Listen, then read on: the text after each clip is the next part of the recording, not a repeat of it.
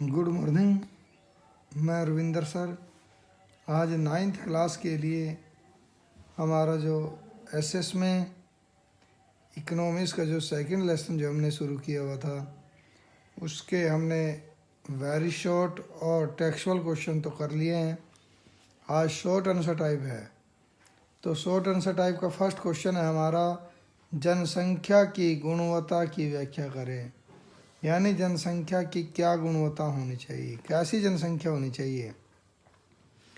जनसंख्या की गुणवत्ता साक्षरता दर, जीवन प्रत्याशा से निरूपित व्यक्तियों के स्वास्थ्य और देश के लोगों द्वारा प्राप्त कौशल निर्माण पर निर्भर करती है।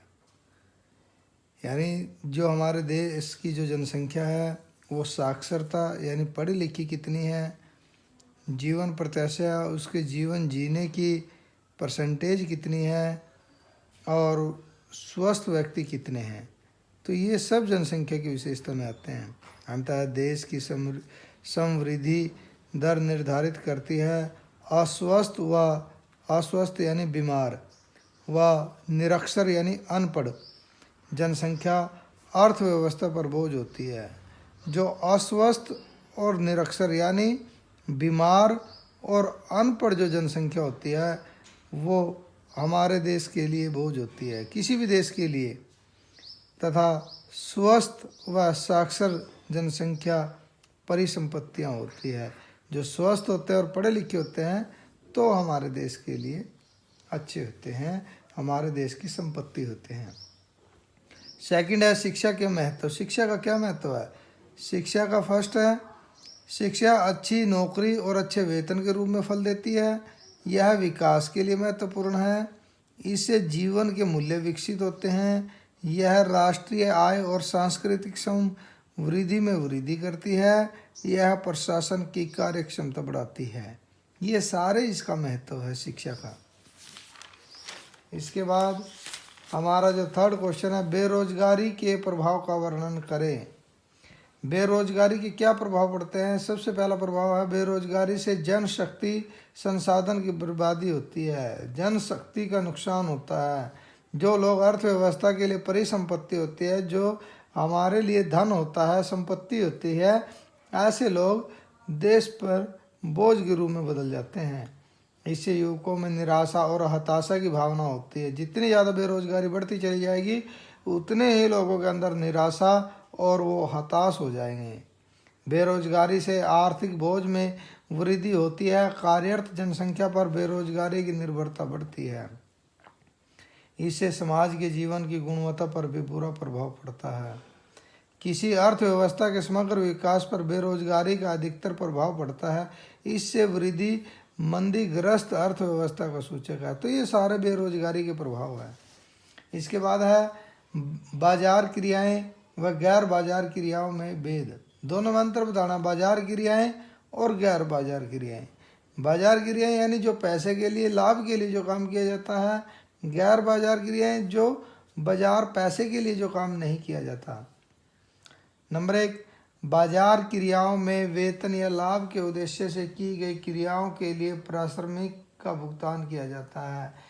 इसमें लाभ के उद्देश्य से काम किया जाता है। गैर बाजार क्रियाओं से अभिप्राय सब उपभोग के उत्पादन से, यानी अपने उपभोग के लिए जो उत्पादन किया जाता है वो आता है गैर बाजार, वो बेचने के लिए नहीं है। इसका मुख्य उद्देश्य लाभ कमाना है। इसका मुख्य उद्देश्य सब उपभोग है, यानी अपने उपभोग के लिए, अपने प्रयोग के लिए, अपने यूज के लिए। थर्ड है, एक फर्म में श्रमिक द्वारा कार्य और शिक्षक द्वारा स्कूल में पढ़ाना इसके उदाहरण हैं। इसमें प्राथमिक उत्पादों का उपभोग और प्रसंस्करण अचल संपत्तियों का सब लेखा उत्पादन आता है। तो ये बाजार और गैर बाजार क्रियाएं। इसके बाद आर्थिक क्रियाएं क्या होती हैं, इसकी व्याख्या करें। आर्थिक क्रियाएं भी वही हो जाएंगी, वे क्रियाएं जिनमें अर्थव्यवस्था व वस्तुओं व सेवाओं का प्रभाव होता है, इन्हें आर्थिक क्रियाएं कहते हैं। यानी कि जो पैसे के लिए जो काम किया जाता है। यह क्रियाएं राष्ट्रीय आय में मूल्यवर्धन करती है। आर्थिक क्रियाएं दो प्रकार की होती हैं, बाजार क्रियाएं और गैर बाजार क्रियाएं। ये हमने यहाँ पर दोनों कर लिए हैं अंतर। इसके बाद अदृश्य बेरोजगारी व शिक्षित बेरोजगारी में अंतर। अदृश्य हमने पहले भी किया था। अदृश्य यानी जो दिखाई ना दे, जिसको प्रच्छन्न बेरोजगारी भी कहते हैं। शिक्षित बेरोजगारी जो पढ़े लिखे लोग हैं और उनको रोजगार ना मिलना। अदृश्य में इस प्रकार की बेरोजगारी में श्रमिक काम करते हुए प्रतीत होते हैं पर वह होते नहीं हैं। काम करते हुए तो दिखाई देते हैं परंतु वास्तव में वो काम नहीं करते, यानी जितनी उनकी कार्य क्षमता है, कार्य करने की शक्ति है, उस शक्ति के अकॉर्डिंग वो काम नहीं करते। इस प्रकार की बेरोजगारी में लोग शिक्षित होते हैं पर उन्हें कार्य नहीं मिलता, यानी उनकी एजुकेशन के अकॉर्डिंग, उनकी स्टडी के अकॉर्डिंग, उनकी पढ़ाई के अकॉर्डिंग उनको जो है वो काम नहीं मिलता, इसलिए वो शिक्षित बेरोजगार हैं। यह प्राय ग्रामीण क्षेत्रों में पाया जाता है, यह प्राय शहरी क्षेत्रों में पाया जाता है।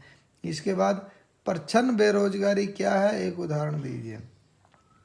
यह हमने यहाँ पर कर भी लिया है कि प्रच्छन्न बेरोजगारी या अदृश्य बेरोजगारी के अंतर्गत लोग नियोजित होते हैं, यानी लगे हुए हैं, उनके पास भूखंड भूमि होती है जहाँ उन्हें काम मिलता है। इस प्रकार की बेरोजगारी में किसी कार्य को करने के लिए जितने व्यक्ति चाहिए उससे अधिक उस कार्य में लगे होते हैं। उदाहरण के लिए 1 हेक्टेयर भूमि में किसान कृषि करने के लिए 8 लोगों की आवश्यकता होती है, पर वहाँ 8 लोगों के स्थान पर 12 लोग कार्यरत हैं, यानी कार्य कर रहे हैं। इसी अवस्था में 4 लोग प्रच्छन्न बेरोजगार हैं, यानी वो काम उनको नहीं मिला हुआ है, वो उतनी क्षमता से काम नहीं करते, तो ये 4 लोग जो प्रच्छन्न बेरोजगारी में आते हैं। तो हमने आज ये शॉर्ट आंसर टाइप जो है क्वेश्चन किए हैं सेकंड लेसन के। इनमें अगर आपके कोई क्वेश्चन समझ में नहीं आता तो आप पूछ सकते हैं। Okay, thank you.